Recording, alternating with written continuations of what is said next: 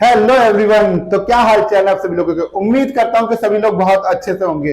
तो जैसा कि हम लोग जानते हैं कि हमारा क्लास 9 साइंस का चैप्टर नंबर 1 चल रहा है, जिसके ऑलरेडी हम लोग 2 लेक्चर कवर कर चुके हैं। अगर आप लोगों ने अभी तक वो 2 लेक्चर नहीं देखे हैं तो पहले जाकर उन्हें देख लीजिए, ताकि आपको बेसिक पता लग जाए कि मैटर इन आर सराउंडिंग के अंदर उसका बेसिक क्या है, मैटर किसे कहा जाता है, मैटर कौन कौन से टाइप के होते हैं, उनकी क्या प्रॉपर्टीज होती है और वो किस तरीके के दिखते हैं। तो वो सारी चर्चा हम लोगों ने लास्ट के 2 लेक्चरों में कर चुके हैं। आज मैटर इन आर सराउंडिंग का यानी चैप्टर नंबर 1 का हमारा 3rd लेक्चर है। और आज के लेक्चर में हम लोग पढ़ने वाले हैं डिफ्यूजन के बारे में कि डिफ्यूजन किसे कहा जाता है, डिफ्यूजन किस किस चीजों में हो सकता है, कैसे डिफ्यूजन हम कर सकते हैं। साथ के साथ चेंज इन टेम्परेचर के बारे में बात करेंगे थोड़ी सी, और कोशिश करेंगे कि आज के लेक्चर में ही आपको कन्वर्जेशन ऑफ टेम्परेचर के बारे में भी बता दें कि एक टेम्परेचर लेवल से दूसरे टेम्परेचर में आप किस तरीके से कन्वर्ट होते कर सकते हो। तो वो भी आपको कराने के लिए आज पूरी कोशिश करी जाएगी। तो लगभग सारे के सारे ये जो टॉपिक हैं आपके जल्दी कवर करा दिए जाएंगे, और हो सकता है या तो आज या अगले लेक्चर तक आपका पूरा चैप्टर कंप्लीट हो जाएगा। तो बिना टाइम वेस्ट करे हम लोग चलते हैं अपने चैप्टर की ओर। तो जल्दी से कॉपी पेन निकाल लीजिए, नोट्स बनाना शुरू कर दीजिए। Yes, my name is Ajit Singh and this is your beautiful सा चैनल माधव कृष्णा क्लासेस। तो हेडिंग लगा लीजिए। आज का टॉपिक है हमारा सबसे पहला टॉपिक डिफ्यूजन।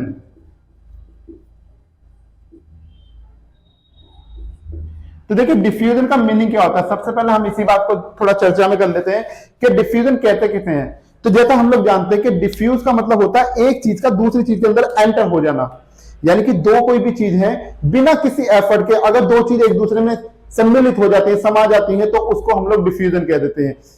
बात तो देखिए सिंपल तरीके से भी हम इसका एग्जांपल में देंगे, एग्जांपल से समझ में आ जाएगा कि क्या बात कर रहे हो। तो पहले इसकी डेफिनेशन लिख लेते हैं। डिफ्यूजन क्या होता है? It is the intermixing of two matter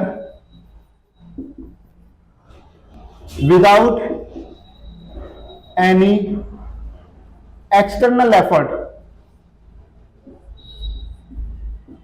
is known as diffusion। कि हमें कोई एफर्ट नहीं लगाना पड़ रहा, कोई भी एक्सटर्नल एफर्ट नहीं लगाना पड़ रहा, उसके बावजूद भी वो दोनों क्या हो रहे हैं, आपस में मिक्स हो जा रहे हैं। जैसे आपने देखा होगा कि मम्मी क्या करती है, जब दूध और पानी की बात आती है तो दूध को लेती हैं और उसके अंदर सिर्फ पानी को डाल देती है। क्या मम्मी डालने के बाद घंटे भर हिलाते रहते हैं उसे कि पहले मिक्स करना पड़ा तब जाके वो वाटर मिक्स होगा?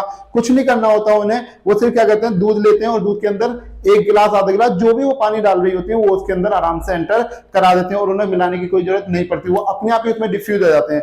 या फिर आप ऐसे भी कर सकते हैं कि दूध लीजिए और 1 बाल्टी भरकर पानी ले लीजिए, उसके अंदर क्या करिए, आधा गिलास ऑफ दूध आप डाल दीजिए। आपको कुछ नहीं हिलाना, उसको दूध पानी को भी नहीं हिलाना, ना दूध को ज्यादा हिलाना, बस आप डाल दीजिए। वो अपने आप ही धीरे धीरे पूरे में फैल जाएगा और उसमें आराम से मिक्स हो जाएगा। तो इसी चीज को हम लोग क्या कहते हैं, डिफ्यूजन कहते हैं। कि जब कोई 2 या 2 से ज्यादा चीजें आपस में बिना किसी एक्सटर्नल एफर्ट के मिक्स हो जाती हैं तो इसको हम लोग डिफ्यूजन कहते हैं। ठीक है, अब डिफ्यूजन के लिए ये हुआ कैसे, अब इसका कारण भी तो पता लगना चाहिए कि ये हुआ कैसे। तो देखिए इसके लिए एक टॉपिक आता है हमारा ब्राउनियन मोशन। इसे बहुत से बच्चे ब्राउनियन कहेंगे, तो ब्राउनियन मोशन। अब ये ब्राउनियन मोशन किसे कहा जाता है? तो हम जानते हैं कि जो पार्टिकल्स होते हैं, किसी भी मैटर के जो पार्टिकल होते हैं, उनके पास बहुत सारी काइनेटिक एनर्जी होती है। अब उस काइनेटिक एनर्जी की वजह से वो क्या करते हैं, इधर उधर भागना शुरू कर देते हैं, रैंडमली कहीं भी भाग रहे होते हैं। तो जो उनका ये जिगजैग मोशन होता है ना, इसी जिगजैग मोशन की वजह से ये डिफ्यूजन प्रोसेस को कर पाते हैं। आपने देखा डस्ट पार्टिकल में भी सेम होता है। मैंने आपको बताया था ना कि अगर आपको देखने के भाई डस्ट पार्टिकल हमारे कमरे में कितने सारे डस्ट पार्टिकल है, तो उसके लिए आप सारी लाइट अपनी ऑफ कर दीजिए, एक बीम ऑफ लाइट लीजिए। जैसे आप टॉर्च जलाएंगे, यानी कि टॉर्च आपने जलाई, उसमें जो बीम ऑफ लाइट मिली आपको, उस बीम ऑफ लाइट के ट्रैक को आप जब ध्यान से देखेंगे तो उसमें छोटे छोटे डस्ट पार्टिकल आपको दिखेंगे। और साथ में आप ये भी अगर बहुत ध्यान से देखेंगे तो आप ये भी देखेंगे कोई नीचे जा रहा है, कोई ऊपर जा रहा है, कोई लेफ्ट राइट दाएं बाएं, हर जगह पे वो भागने लग रहे हैं। तो इस तरह का मोशन हमें देखने को, ये मोशन जो हो रहा है इस मोशन को हम कहते हैं जिगजैग मोशन, कि टेढ़ा मेढ़ा कहीं पे भी रैंडमली भाग रहा है। और this motion is known as the Brownian motion. इसी मोशन को हम लोग क्या कहते हैं, ब्राउनियन मोशन कहते हैं। तो क्या हो जाएगा, the zigzag path travel by the particles of matter is known as Brownian motion। ठीक है, इस ब्राउनियन मोशन को जो है पोलन ग्रीन के ऊपर पहले ट्राई करा गया था। पोलन ग्रीन के ऊपर इसको देखा गया था, ब्राउनियन ने इसको देखा था कि उन्होंने क्या करा, जब पोलन ग्रीन को वाटर बॉडी के अंदर डाला था तो वो ना भागने लगा था। अब कभी पोलन ग्रीन अब अगर आपके पास में आने तो आपको क्या करना, गुड़ैल का फूल ले लेना। गुड़ैल के फूल के अंदर एंथर आराम से मिल जाते हैं, यानी कि जो फिलामेंट पूरा लगा रहता है उसमें एंथर आराम से देखने के लिए मिल जाता है। उसे लेना, उसे तोड़कर पानी में डाल के देखना, वो हिलना शुरू हो जाएगा। तो वो जो मोशन होता है ना, वो इसी वजह से होता है, वो जिगजैग मोशन होता है, क्योंकि मैटर तो हर जगह पर ही है। ठीक है ना, तो ये जो जिगजैग मोशन होता है इसी को हम लोग क्या कहते हैं, ब्राउनियन मोशन कहते हैं। ठीक है, चलिए आगे बात कर लेते हैं हम लोग। तो डिफ्यूजन जो है हमारा वो कई तरीके से हो सकता है। कौन कौन तरीके से हो सकता है, कुछ एग्जांपल लेके चलते हैं कि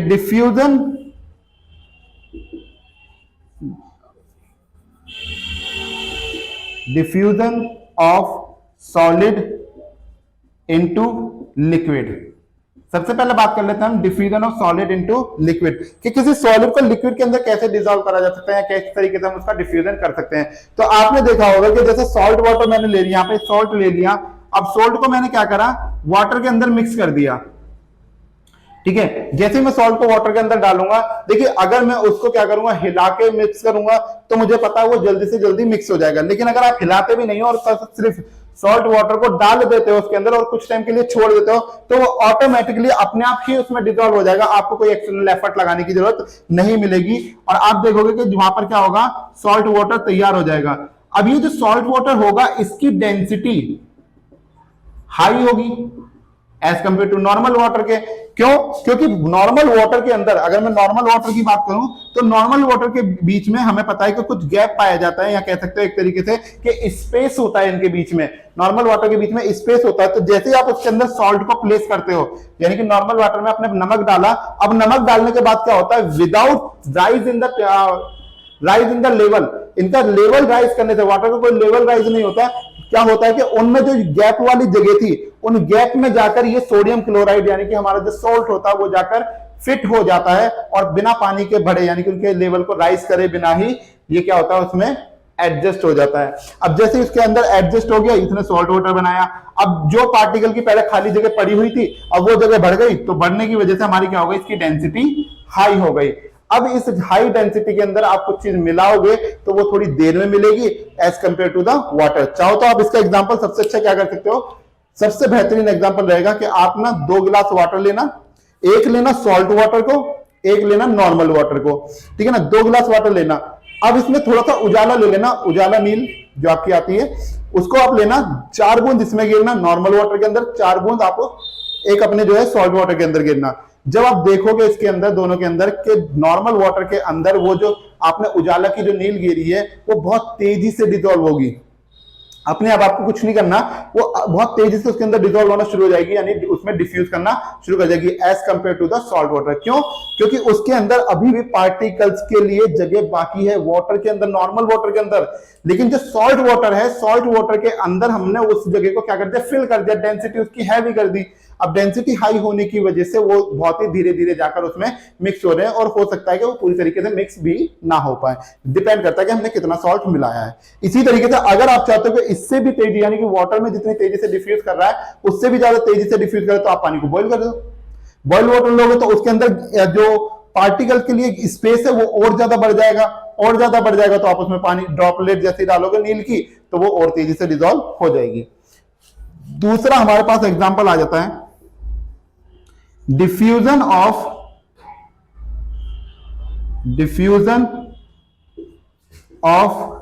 गैस इनटू लिक्विड। अब diffusion of gas into liquid का एग्जांपल तो देने की जरूरत ही नहीं है, क्योंकि आप डेली रूटीन में इसको यूज करते हो।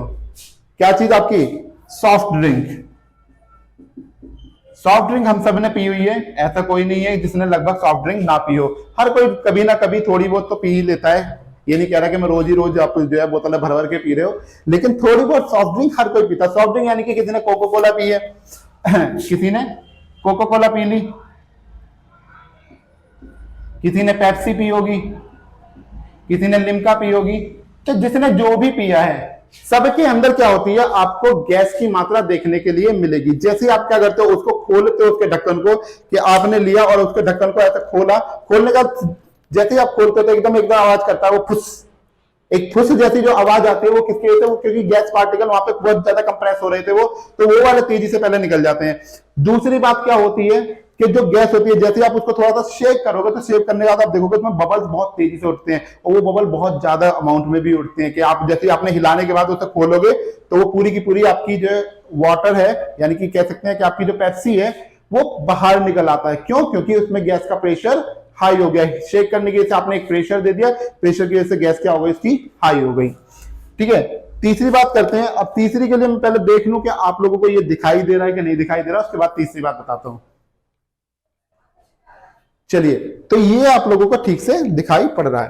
तीसरा पॉइंट देखिए इसके अंदर, diffusion of liquid into liquid, diffusion of liquid into liquid. अब इसका तो एग्जांपल मस्त है हमारा, ये हम हमेशा करते हैं, हम नहीं करते, मम्मियां बहुत करती हैं यार, मम्मियां बहुत करती हैं कि क्या करती हैं, दूध ले आती हैं। अब क्या होता है, देखो मैं ये नहीं कहता भाई देखो सबके घर में ऐसा कुछ हो रहा है, लेकिन कुछ लोगों के घर में तो बहुत हो रहा है, और होने का रीजन भी है। देखो वैलिड रीजन है। वैलिड रीजन क्या है कि हर किसी के घर पे बहुत सारा पैसा नहीं है, ठीक है ना, बहुत सारा अमाउंट नहीं है कि जिसकी वजह से वो जो है हर बच्चे के लिए बहुत ही शुद्ध दूध लेके आ सके, और शुद्ध दूध में कहें कि ले बेटा तू 1 किलो बिल्कुल ऐसे ही बिना पानी मिलाए हुए, ठीक है ना। वैसे भी यानी तो अगर आप एकदम ही प्योर दूध पी लोगे तो वो आपके पेट को खराब कर देता है, डाइजेशन से जो है ना, जो डाइजेशन की प्रोसेस है वो थोड़ी स्लो हो जाती है, क्योंकि डाइजेस्ट नहीं कर पाता हमारा पेट, इतना स्ट्रॉन्ग हो जाता है वो, ठीक है ना। तो पानी तो थोड़ा बहुत मिलाना पड़ता है। लेकिन अगर मैं जनरल बात करूं लेके इस बात को, कि जो रईस पेरेंट्स होते हैं या जिनके पास बहुत सारा पैसा है, वो लोग तो आराम से एफर्ट कर पाते हैं कि भैया हाँ अपने बच्चे को हम शुद्ध से शुद्ध खिलाएंगे। लेकिन जो गरीब तत्व के लोग होते हैं, जिनके पास में बिल्कुल भी पैसा नहीं है, थोड़ा सा भी पैसा नहीं है, बस वो बड़ी मुश्किल से तो 250 ग्राम दूध ला रहे हैं। अब 4 बच्चे हैं, 250 ग्राम दूध किस किस को पिलाएं? तो वो माँ बाप क्या करते हैं कि उसके अंदर, उस दूध के अंदर 2 गिलास 3 गिलास पानी मिला देते हैं। अब वो जो पानी मिलाते हैं वो डिफ्यूजन ही तो करा रहे हैं उसमें। क्या होता है, दूध की इतनी टेंडेंसी होती है, उसका कलर ऐसा होता है कि मॉलिक्यूल बड़े तेजी से फैलते हैं, थोड़ी तेजी से भागते हैं, क्योंकि मैंने अभी बताया ना कि ब्राउनियन मोशन के कारण वो रैंडम मोशन करते हैं। अब रैंडम मोशन में वो क्या होता है, स्पीड कर जाते हैं तेजी से। अब क्या कर देती है माए कि दूध को उबाल देते हैं, और उबालने के बाद में बच्चों को पिला देते हैं। उन्हें लगता है दूध पी रहे हैं, लेकिन एक्चुअली क्या है, थोड़ा ही दूध उनकी बॉडी में जा पाता है, बाकी सारा तो पानी ही जा रहा होता है।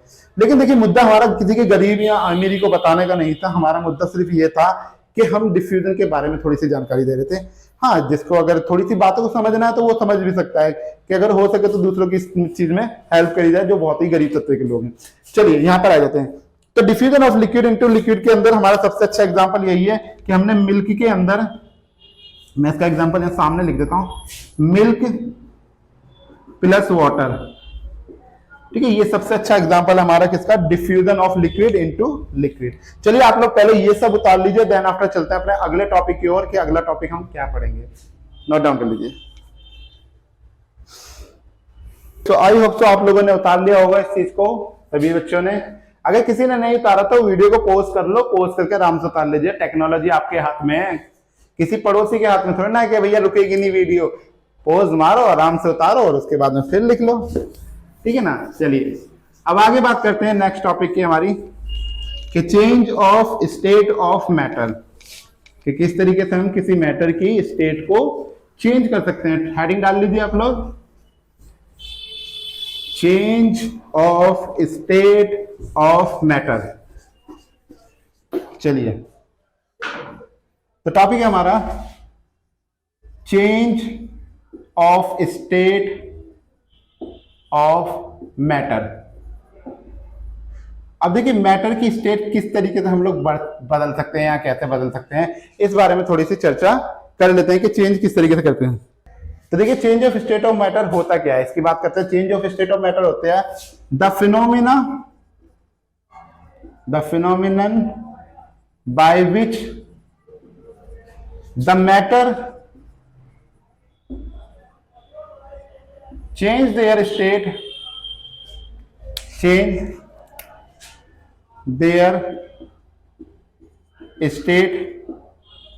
from one form to to another और vice versa by change in different factor like temperature, atmospheric pressure,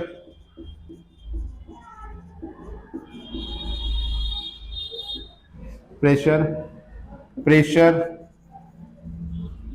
etcetera.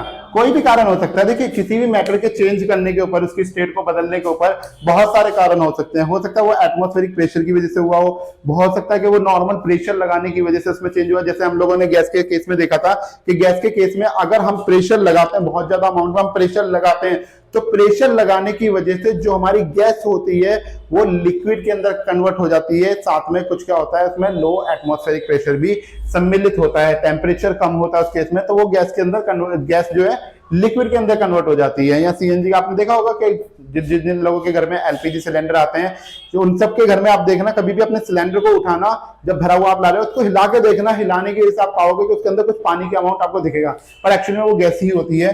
बस क्या है कि हाई प्रेशर होने की वजह से वो लिक्विड फॉर्म में कन्वर्ट हो गई। तो क्या है हमारा change of state of matter? The phenomena bye which the matter change their state from one form to another or vice versa by change in different factors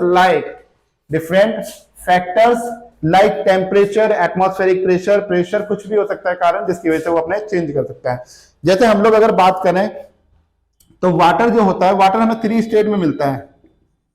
water have 3 form. कौन कौन सी 3 form में हमें water देखने के लिए मिल जाता है? पहली फॉर्म होती है उसकी सॉलिड, एज आइस।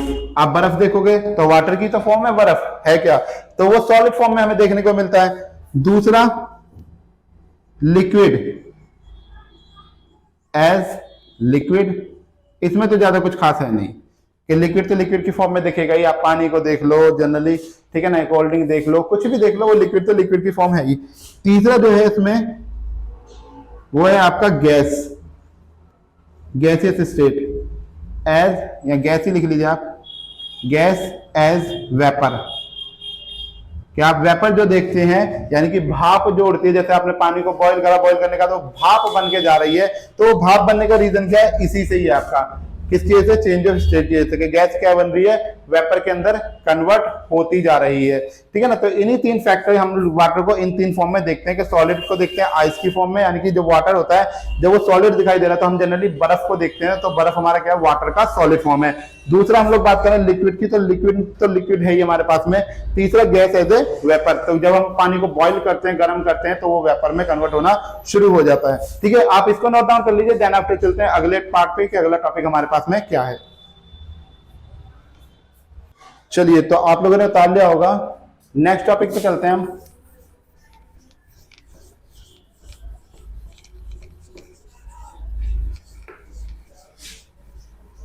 तो अगला जो टॉपिक है हमारे पास में वो है effect of temperature. Next topic डाल लीजिए, हेडिंग लगा लीजिए, इफेक्ट्स ऑफ टेम्परेचर। अब टेम्परेचर के क्या क्या इफेक्ट हमारे पास में पड़ते हैं, तो इसकी हम चर्चा कर लेते हैं। देखिए, टेम्परेचर के बढ़ाने से जनरली केस में हम लोग जानते हैं, पहले पार्टिकल के बारे में थोड़ी सी जानकारी होनी चाहिए। देखिए, पार्टिकल के पास में एक एनर्जी पाई जाती है, जिस एनर्जी को हम लोग बोलते हैं काइनेटिक एनर्जी, ठीक है। इन्हीं काइनेटिक एनर्जी की वजह से जो पार्टिकल्स होते हैं मैटर के, किसी भी मैटर के पार्टिकल, वो मूवमेंट करते हैं। जो रैंडम मूवमेंट वो कर पा रहे हैं, या हम कह सकते हैं कि जो अपनी जिगजैग मोशन की जो मूवमेंट वो कर पा रहे हैं, वो सारी की सारी उस एनर्जी की वजह से हो रही है, काइनेटिक एनर्जी की वजह से। वो काइनेटिक एनर्जी लगभग सभी लोगों में भी होती है, ठीक है ना। तो आपने देखा, हम छोटे से जब होते हैं, बिल्कुल नन्ही मुन्नी सी प्यारी सी जो मम्मी खिला रही होती है, तो उस केस में उस केस में हमारे पास में क्या होता है? देखिए, हमारे आप यूं चलते रहते हैं, क्या हमें कोई डायरेक्शन में चला रहा होता है, या हमें आने तो पीछे से एक इंजेक्शन लगा दिया, ले बेटा अब हिला, तो ऐसा तो नहीं हो रहा होता। जनरली क्या हो रहा था, हम नन्हे मुन्ने से आने तो पड़े हुए, लेकिन हमें क्या होगा, अपनी मस्ती में यार ड्रूम ड्रूम ड्रूम कुछ भी मतलब आने तो बहुत बच्चे इस तरीके की आवाज करते हैं, और साथ में अपने पैर कभी इधर कभी उधर रैंडमली कहीं भी फेंक रहे होते हैं, उन्हें खुद को नहीं पता होता कि कहां गिर रहे हैं। इसी तरीके से पार्टिकल में क्या होते हैं वो भी रैंडम मोशन करते रहते हैं। लेकिन क्या हो अगर उनको थोड़ी सी एनर्जी एक्स्ट्रा मिल जाए। अब बच्चों को थोड़ी सी एनर्जी का कभी खिलखिलाने लगते हैं, एक तो बच्चा नॉर्मली ऐसे हल्का हल्का हिल रहा है, लेकिन जब कोई इंसान उसे खिला रहा होता है तो उसके हाथ पर और तेजी से हिल रहे होते हैं, क्योंकि वो खिलाना उसका क्या हो गया, एक तरह की एक्सटर्नल एनर्जी हो गई। ऐसे ही टेम्परेचर काम करता है कि जब आपका टेम्परेचर बढ़ाओगे, आप किसी भी मैटर का टेम्परेचर बढ़ाओगे तो उसकी वजह से जो पार्टिकल्स हैं उस मैटर के वो एक्साइट हो जाएंगे, बहुत ज्यादा एक्साइट हो जाएंगे। एक्साइट होने की वजह से वो इधर उधर रैंडमली भागना शुरू कर देंगे, उनकी यानी कि एनर्जी बढ़ जाएगी। और जब उनकी एनर्जी बढ़ेगी तो उसकी वजह से जो उन पार्टिकल्स के बीच में इंटरमोलिकुलर फोर्स, जो आकर्षण बल उनके बीच में लगा हुआ था, वो वीक होना शुरू हो जाएगा और पार्टिकल या मैटर जो है अपनी वन फॉर्म से दूसरी फॉर्म में कन्वर्ट हो जाएगा। इसी चीज की वजह से होता है ये। तो चलिए इसमें लिख लेते हैं, when the temperature of matter increase, then the kinetic energy of the particles also rise, due to which the intermolecular force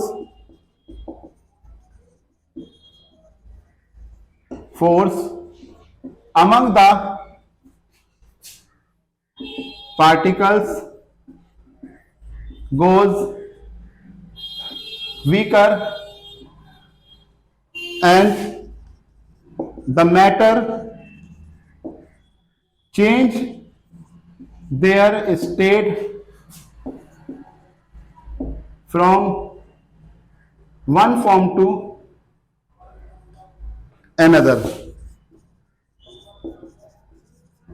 ठीक है, तो क्या बोला हमने कि when the temperature of a matter increase, then the kinetic energy of the particle also rise, due to which the intermolecular force among the particles of particle, ठीक है ना, intermolecular force among the particle goes weaker and the matter change their state from one form to another form। आपने क्या करा, किसी भी matter को लिया, कोई भी मैटर हो सकता है, आपने उसको हीट करना शुरू करा।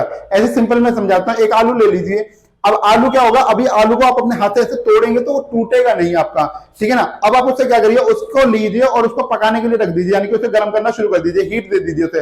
अब हीट देने के बाद क्या होगा कि जो उसके पार्टिकल आपस में क्लोजली पैक्ड थे, जो आपस में जुड़े हुए थे मजबूती तरीके से, वो क्या होंगे, धीरे धीरे वीक होना शुरू हो जाएंगे। जैसे जैसे अंदर हीट जाती जाएगी वैसे वैसे क्या होगा, उनका जो पार्टिकल के बीच में जो गठबंधन था उनका, इंटरमोलिकुलर फोर्स को हम लोग यहाँ पे गठबंधन ही कह लेते हैं, जो उनके बीच में गठबंधन था वो धीरे धीरे कमजोर होना शुरू हो जाएगा और उसके बाद में कुछ देर के बाद आप उस आलू को उठा के जब ऐसे तोड़ेंगे नॉर्मली वो टूट जाएगा। टूट क्यों गया, क्योंकि उसके बीच का जो इंटरमोलिकुलर फोर्स था वो वीक हो गया। अब वीक होने की वजह से वो आसानी से टूट गया, क्योंकि इसकी काइनेटिक एनर्जी बहुत ज्यादा बढ़ गई थी। ठीक है, तो यहाँ पे हम लोगों ने बात कर ली अपने डिफ्यूजन के बारे में। डिफ्यूजन क्या होता है, किस किस चीजों में डिफ्यूजन हो सकता है, कैसे कैसे हो सकता है, उनके एग्जाम्पल को लेकर हमने बात कर ली। Change in state of matter के बारे में बात हो गई, टेम्परेचर के बारे में बात हो गई कि टेम्परेचर के क्या क्या इफेक्ट पड़ सकते हैं। तो आज के लेक्चर में हम यहीं पे खत्म करते हैं, यहीं पे इस चीज को रोकते हैं। नेक्स्ट लेक्चर में हम लोग पढ़ेंगे कि लेटेंट हीट किसे कहा जाता है, लेटेंट हीट वेपराइजेशन में कैसे होती है, लेटेंट हीट गैसेस सिस्टम में कैसे होती है, कहां कहां हम लोग लेटेंट हीट का यूज करते हैं, वो सब चर्चा करेंगे। और साथ में एवापोरेशन, या बहुत से बच्चे इवेपोरेशन कहते हैं, तो जो भी आप कहते हो उस टॉपिक को भी हम नेक्स्ट टाइम क्लियर करेंगे। तो नेक्स्ट लेक्चर के अंदर जल्द जो है हमारा ये चैप्टर खत्म हो जाएगा और 4 लेक्चर के अंदर पूरा पूरा चैप्टर हो जाएगा। तो चलिए जब तक के लिए लेते हैं आपसे अलविदा, मिलते हैं जल्दी आपसे। All the very best.